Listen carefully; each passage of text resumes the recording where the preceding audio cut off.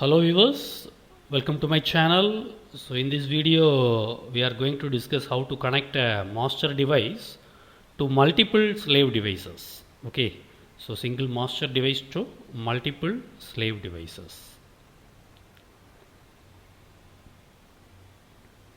So for an SPI network, that is a serial parallel interface network with multiple slave devices, actually we have two options for wiring. So first one is the independent slave configuration and second one is the daisy chain configuration.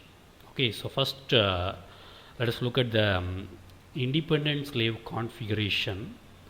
So this is the diagram for independent slave configuration. Let me explain it. So how we can that means how the master device can send data in an independent slave configuration. Okay, so actually when the master device needs to communicate with any one of these particular slave 1 or slave 2 or slave 3, so what it has to do is it just pulls the SSCS pin. Okay, SSCS pin of the slave device to low, right? So then what happens, this informs the slave device that the master will send data to it. Okay, also the master device keeps the SSCS pin low for the duration of the data exchange between the devices. Okay, that is. So after the SSCS pin is set to low, master sends the data over this MOSI line, and at this time it also sends the clock pulse, that is SCLK.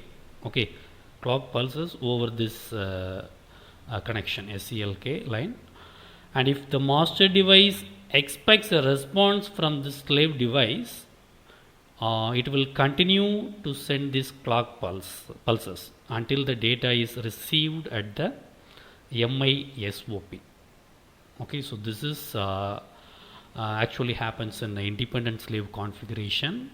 Now let's move to the next type of configuration, that is daisy chain configuration. So in daisy chain configuration, the master device only needs one SSCS. Yes, in previous one, that is independent slave configuration, we have a separate slave select for each slaves. So here it is single, that means only one SSCS pin, right? So only one SSCS pin to communicate with all the slaves. Okay, now let us discuss how this master device will send data to all the slave devices.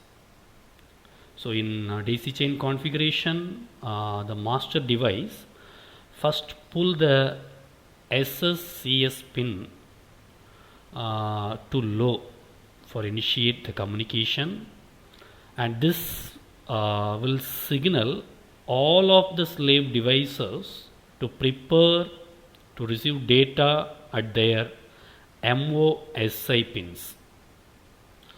Then what happens, the master device sends data over its MOSI pin to the first slave device. Okay, at the same time it generates clock pulses at this SCLK pin. The data sent from the master then flows from one slave to the next slave in the chain. And similar to other SPI network configurations, the SSCS pins are kept low for the duration of entire data transmission. Then the master needs to send enough clock pulses for the data to reach the last slave device in this chain, that is slave 3.